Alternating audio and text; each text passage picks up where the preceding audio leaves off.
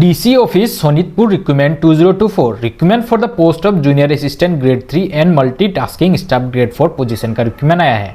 तो फ्रेंड्स ये वीडियो है कि आपको एप्लीकेशन फॉर्म कैसे फिलअप करना है। जो आपको एप्लीकेशन फॉर्म फिलअप करना पड़ेगा, आसाम गैजेट का स्टैंडर्ड 9 एप्लीकेशन फॉर्म आपको फिलअप करना है।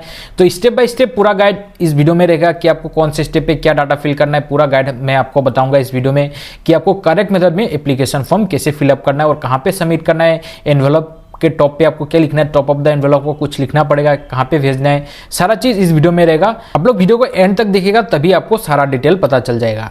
तो फ्रेंड्स चलिए वीडियो को स्टार्ट करते हैं। और फ्रेंड्स अगर आप लोग चैनल पे नए हो और फर्स्ट टाइम के लिए चैनल पे विजिट किए हो तो इसी तरह इन्फॉर्मेशन कंटेंट के लिए चैनल को सब्सक्राइब, बेल आइकन को प्रेस करके रखना। जब इन फ्यूचर इसी तरह इन्फॉर्मेशन कंटेंट आपके लिए आएगा तो आपको इंस्टेंटली मिल जाएगा। और फ्रेंड्स आपका सिलेबस क्या रहने वाला है, सिलेक्शन प्रोसीजर क्या रहने वाला है, इन अपकमिंग वीडियोज में हम लोग डिस्कस करेंगे इस चैनल पर वीडियो के थ्रू। और कुछ बेसिक क्वेश्चन आंसर भी मैं आपके साथ डिस्कस करूंगा इन अपकमिंग वीडियोस में। तो आप लोग चैनल को सब्सक्राइब कर लेना, बेल आइकन को प्रेस करके ना। जब सिलेक्शन, सिलेबस और बेसिक क्वेश्चन से रिलेटेड वीडियो अपलोड होगा तो आप लोग को मिल जाएगा।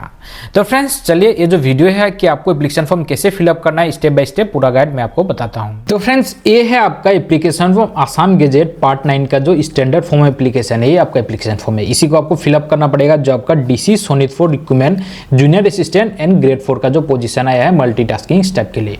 तो फर्स्ट आपका यहाँ पे है जो आपको फोटोग्राफ यहाँ पे अटैच करना पड़ेगा। आपको यहाँ पे फोटोग्राफ चिपका लेना है, आपको पेस्ट कर लेना है। पेस्ट करने के बाद आपको यहाँ पे क्रॉस सिग्नेचर कर लेना है, ठीक है। थोड़ा सा सिग्नेचर आपको यहाँ पे होना चाहिए, थोड़ा सा सिग्नेचर आपका फोटो में होना चाहिए, सिग्नेचर आपको करना है। इसके बाद आपको यहाँ पे देगा टू द में आपको क्या लिखना है, द में आपको यहाँ पे लिखना है डिस्ट्रिक्ट कमिश्नर। आपको यहाँ पे फुल लिख देना है डिस्ट्रिक्ट कमिश्नर सोनितपुर आपको मेंशन करना है, ठीक है।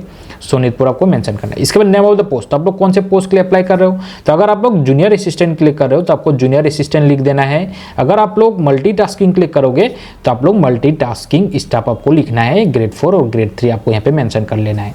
इसका डिपार्टमेंट ऑफिस, तो कौन से डिपार्टमेंट का अंदर है, तो आपको यहाँ पे डिस्ट्रिक्ट कमिश्नर ही लिखना है जो आपका DC ऑफिस का है। तो यहाँ पे आपको डिस्ट्रिक्ट कमिश्नर आपको यहाँ पे लिख देना है, ठीक है।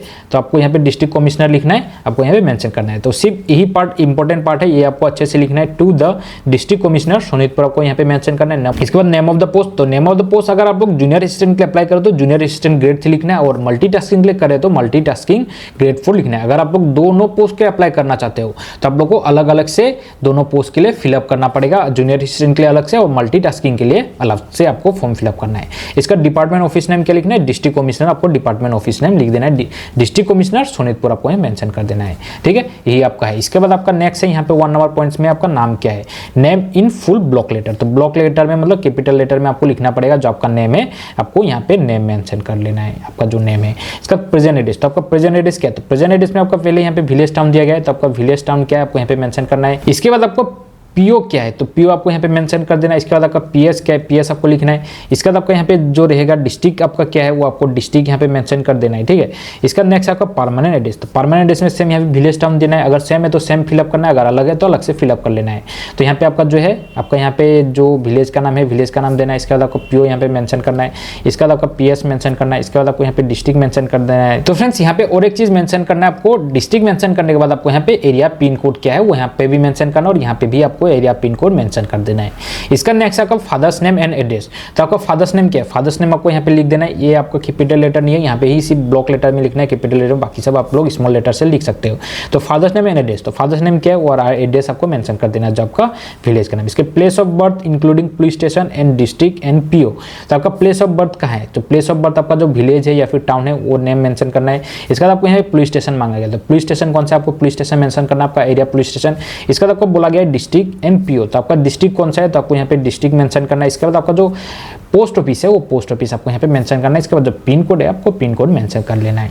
इसका नेक्स्ट है are you citizen of India, if so how, तो आप लोग सिटीजन ऑफ इंडिया हो तो आप लोग कैसे हो, copy of citizenship certificate should be enclose where necessary, तो सिटीजनशिप ऑफ इंडिया हो तो आप लोग यहाँ पे यस करना है, और आपका जो वोटर ID है आपको यहाँ पे अटैच कर देना है। नहीं तो आप लोग अपना आधार कार्ड जो है वो आपको यहाँ पे अटैच कर देना है, एक डॉक्यूमेंट आपको अटैच करना पड़ेगा वोटर ID का, नहीं तो आधार कार्ड का। इसके बाद नेक्स्ट आपका educational qualification and also the name and full address, तो आपका एजुकेशनल क्वालिफिकेशन क्या है, तो जूनियर असिस्टेंट के लिए आपको बैचलर डिग्री पास होना चाहिए, ठीक है। आपका बैचलर डिग्री पास होना चाहिए, आपका BA या फिर आप लोग BCom या फिर बीएससी पास कर लिए हो तो आप लोग ये पोस्ट को अप्लाई कर सकते हो। जहाँ पे जो एजुकेशन क्वालिफिकेशन, आप लोग का एजुकेशन क्वालिफिकेशन क्या है, बीए है या ना बीकॉम है ना बीएससी है, तो आपका जौन सा क्वालिफिकेशन है क्वालिफिकेशन आपको मेंशन करना है। इसके बाद उनका एड्रेस, जो आपका कॉलेज का एड्रेस है, also the name and full address. तो कॉलेज का एड्रेस आपका क्या है और कॉलेज का नाम आपको यहाँ पे मेंशन करना पड़ेगा आपका एजुकेशन क्वालिफिकेशन के साथ। कॉलेज नेम और एड्रेस आपको यहाँ पे लिख देना है फुल में। इसके बाद अदर क्वालिफिकेशन, तो आपके पास अदर क्वालिफिकेशन क्या है, तो ये जो जूनियर असिस्टेंट है उसके लिए आपका 6 मंथ का डिप्लोमा चाहिए था, जो आपका डीसीए डिग्री होता है। तो डीसीए डिग्री या फिर 6 मंथ का कोई भी अगर आपके पास डिप्लोमा डिग्री है तो आपको यहाँ पे मेंशन कर देना है।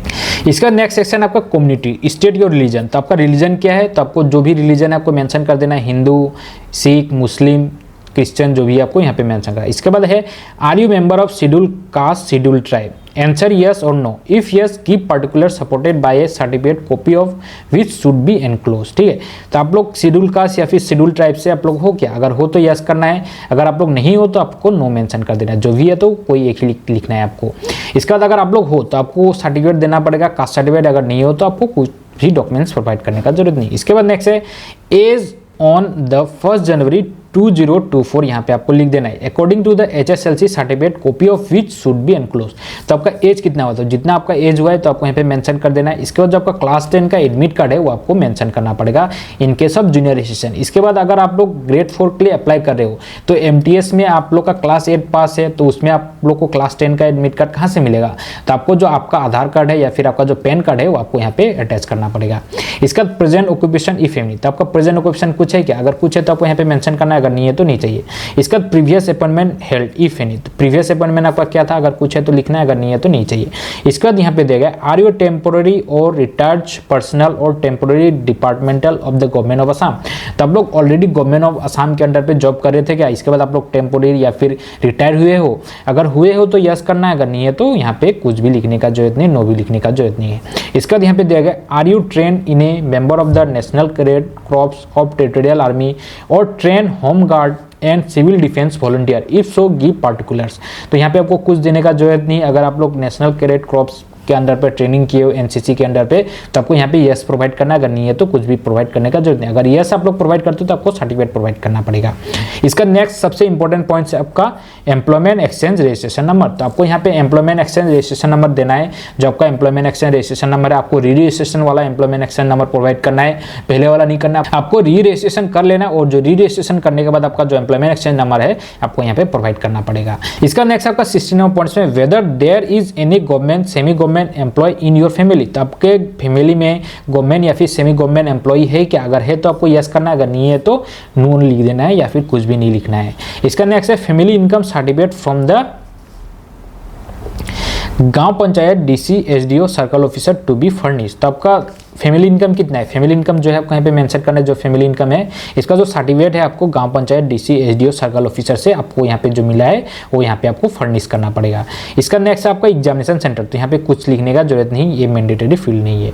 इसका नेक्स्ट है यहाँ पे I am a candidate for the post of, तो आप लोग कौन से पोस्ट के लिए अप्लाई करो, तो हम लोग जूनियर असिस्टेंट कर रहे हैं तो जूनियर असिस्टेंट को आपको यहाँ पे लिखना है। अगर आप लोग MTS के लिए कर रहे हो तो MTS आपको यहाँ पे लिखना है, जस्ट पोस्ट नाम चेंज होगा, बाकी सब आपका सेम है। एन स्टेटेड जो यहाँ पे है यहाँ पे कुछ करने का जरूरत नहीं, ये जो जगह यहाँ पे जूनियर असिस्टेंट अगर फिलअप कर रहे हो तो जूनियर असिस्टेंट के लिए लिखना है, अगर MTS के लिए कर रहे हो तो MTS आपको लिखना है। इसके बाद 8 ट्रेडी चालान और रुपीज, तो यहाँ पे कोई भी एप्लीकेशन फी नहीं है तो यहाँ पे कुछ लिखने का जरूरत नहीं। इसके बाद यहाँ पे नेक्स्ट है जो to be fill by the candidate, तो आपका डेट और प्लेस जो आपको यहाँ पे मेंशन करना है, कौन से डेट पे फिलअप करो, कौन से प्लेस से करो फिलअप कर लेना है, आपका यहाँ पे प्लेस नेम लिखना है। इसका सिग्नेचर ऑफ द कैंडिडेट, आपका जो सिग्नेचर है आपको यहाँ पे साइन कर लेना है, जो आपका सिग्नेचर है। ठीक है, तो फ्रेंड्स ये था आपका जो एप्लीकेशन फॉर्म आपको कैसे फिलअप करना था। कहीं पे कुछ डाउट हो कुछ प्रॉब्लम हो तो आप लोग कमेंट कीजिएगा, मैं आपको हेल्प करूंगा आपका डाउट और आपका प्रॉब्लम सॉल्व करने में। तो सबसे मेन बात है आपका यहाँ पे ये जो टॉप पोर्सन था यहाँ पे to the district commissioner Sonitpur, name of the post आपको मेंशन करना है, जौन सा पोस्ट के अप्लाई कर रहे हो। इसका department office district commissioner Sonitpur आपको यहाँ पे मेंशन करना है, ये सबसे इंपॉर्टेंट पार्ट है, ये आपको लिखना है। इसका बाद आपका रहेगा टॉप ऑफ द एनवेलप, तो टॉप ऑफ द एनवेलप को क्या लिखना है वो मैं आपको दिखा देता हूं। नेक्स्ट आपका टॉप ऑफ द एनवेलप आपको क्या लिखना है, तो लेट एग्जांपल ये आपका एनवेलप है, ठीक है। इस एनवेलप में आपको लिखना पड़ेगा, अगर ये आपका एनवेलप है तो यहाँ पे आपको सबसे पहले लिखना पड़ेगा application for the post of, तो आप लोग कौन से पोस्ट के लिए अप्लाई कर रहे हो। अगर जूनियर असिस्टेंट कर रहे हो तो जूनियर असिस्टेंट आपको यहाँ पे कंप्लीट लिखना है, फुल में लिखना पड़ेगा। अगर आप लोग MTS के कर रहे हो तो MTS आपको लिखना पड़ेगा, मल्टीटास्किंग स्टाफ। तो फर्स्ट आपको ये लिखना पड़ेगा application for the post of junior assistant या फिर MTS, जोन सा पोस्ट आप लोग अप्लाई कर रहे हो। इसके बाद यहाँ पे लिखना पड़ेगा टू द डिस्ट्रिक्ट, आपका जो डिस्ट्रिक्ट कमिश्नर है, डिस्ट्रिक्ट कमिश्नर सोनितपुर, इसका जो एड्रेस है आपको यहाँ पे एड्रेस मेंशन कर देना है। इसका जो एरिया पिन कोड है, पिन कोड आपको यहाँ पे मेंशन कर देना है, जो आपका एरिया पिन कोड है सोनितपुर का। तो अगर आप लोग बाइक कुरियर कर रहे हो तो डीसी ऑफिस सोनितपुर का जो पिन कोड है डिस्ट्रिक्ट का, वो डिस्ट्रिक्ट पिन कोड आपको लिख देना है जहाँ पे डीसी ऑफिस है। तो आपको पिन कोड मेंशन करना है अगर बाइक कुरियर कर रहे हो। अगर नहीं कर रहे हो तो फिर भी मेंशन करना है। इसके बाद जो ये एनवेलप है आपको जाके सबमिट करना पड़ेगा डीसी ऑफिस सोनितपुर पे खुद से, या फिर बाय पोस्ट ऑफिस आप लोग सबमिट कर सकते हो। आपको डीसी ऑफिस में चले जाना है, वहाँ पे आप लोग सबमिट करके आ सकते हो। वहाँ पे आपका एक बॉक्स रहेगा, उस बॉक्स में आपको डाल के आना है। और अगर आप लोग बाइक कुरियर कर रहे हो तो आपको यहाँ पे पोस्टल स्टैम्प एफिक्स करना पड़ेगा। तो postal stamp by post office कर दिया जाएगा। अगर आप लोग स्पीड पोस्ट करना चाहते हो तो आपको स्पीड पोस्ट कर लेना है। स्पीड पोस्ट सबसे बेटर ऑप्शन है, तो आप लोग को स्पीड पोस्ट कर लेना है अगर आप लोग बाइक कुरियर सेंड करना चाहते हो। इसका नेक्स्ट सेक्शन आपको क्या क्या डॉक्यूमेंट सबमिट करना पड़ेगा, ठीक है। डॉक्यूमेंट्स आपका जो एप्लीकेशन फॉर्म है, एप्लीकेशन फॉर्म के साथ आपको क्या क्या डॉक्यूमेंट देना पड़ेगा। तो चलिए आपको क्या क्या डॉक्यूमेंट देना है हम लोग देखते हैं। तो इस एप्लीकेशन फॉर्म के साथ आपको क्या क्या डॉक्यूमेंट देना है। तो फर्स्ट डॉक्यूमेंट देना है आपको एज प्रूफ, ठीक है। तो फर्स्ट डॉक्यूमेंट आपका एज प्रूफ डॉक्यूमेंट रहेगा। इसका नेक्स्ट डॉक्यूमेंट आपका 2 नंबर में रहेगा प्रूफ ऑफ एजुकेशनल क्वालिफिकेशन। जो आपका एजुकेशनल क्वालिफिकेशन डॉक्यूमेंट्स है वो आपको एजुकेशनल क्वालिफिकेशन डॉक्यूमेंट देना पड़ेगा। तो अगर आप लोग जूनियर असिस्टेंट के लिए अप्लाई कर रहे हो तो आपको एजुकेशन क्वालिफिकेशन में आपको डिग्री पास देना पड़ेगा। अगर एमटीएस कर रहे हो तो क्लास 8 पास आप लोग को देने से हो जाएगा। इसका नेक्स्ट आपको देना पड़ेगा जो आपका 3 नंबर में है HSLC HS का जो है मार्कशीट पास सर्टिफिकेट आपको प्रोवाइड करना पड़ेगा। जो आपका मार्कशीट है और पास सर्टिफिकेट आपको इस एप्लीकेशन फॉर्म के साथ सबमिट करना पड़ेगा। साथ में आपका जो डिग्री का रहेगा, डिग्री का मार्कशीट पास सर्टिफिकेट को देना ही है, लेकिन साथ में आपका क्लास 10 का, क्लास 12 का मार्कशीट और पास सर्टिफिकेट को सबमिट करना पड़ेगा। इसका नेक्स्ट आपका 4th में आपका जो कास्ट सर्टिफिकेट है, अगर आप लोग SC ST हो या फिर आप लोग OBC हो तो आपको कास्ट सर्टिफिकेट प्रोवाइड करना पड़ेगा। तो आपको कास्ट सर्टिफिकेट प्रोवाइड कर लेना है। इसका नेक्स्ट आपका रहेगा जो आपका 5th नंबर में है, आपको एम्प्लॉयमेंट एक्सचेंज देना पड़ेगा। ये आपका मैंडेटरी है। अगर आप लोग एम्प्लॉयमेंट एक्सचेंज सबमिट नहीं करते हो तो आपका एप्लीकेशन रिजेक्ट कर दिया जाएगा। तो आपको employment exchange registration certificate provide करना है। इसका नेक्स्ट सेक्शन है आपका 6 में, आपका 2 पासपोर्ट फोटो आपको देना पड़ेगा। 2 पासपोर्ट फोटो आपको अटैच करना पड़ेगा। तो फर्स्ट तो 1 पासपोर्ट फोटो आप लोग यहाँ पे दोगे, इसके साथ आपको यहाँ पे 2 पासपोर्ट साइज फोटोग्राफ अटैच कर देना है, स्टेपल कर देना है, ठीक है, इस एप्लीकेशन फॉर्म के साथ। इसका नेक्स्ट रहेगा आपका 7 नंबर में जो आपका है रेसिडेंस प्रूफ। जो आपका PRC है या फिर आपका वोटर ID है, आप लोग PRC दे सकते हो, नहीं आप लोग वोटर ID दे सकते हो। तो दोनों में से कोई भी एक आपको दे देना है। तो वोटर ID सबके पास होता है तो वोटर ID आपको प्रोवाइड करना है, बेस्ट ऑप्शन है। PRC सबके पास नहीं रहता है तो बेस्ट है आपको वोटर ID देना है। इसका नेक्स्ट है आपका 8 नंबर पॉइंट्स में, अगर आप लोग जूनियर असिस्टेंट के लिए अप्लाई कर रहे हो तो आपको कंप्यूटर सर्टिफिकेट देना पड़ेगा। अगर आप लोग मल्टीटास्किंग कर रहे हो तो आपको कंप्यूटर सर्टिफिकेट देने का जरूरत नहीं है, ठीक है।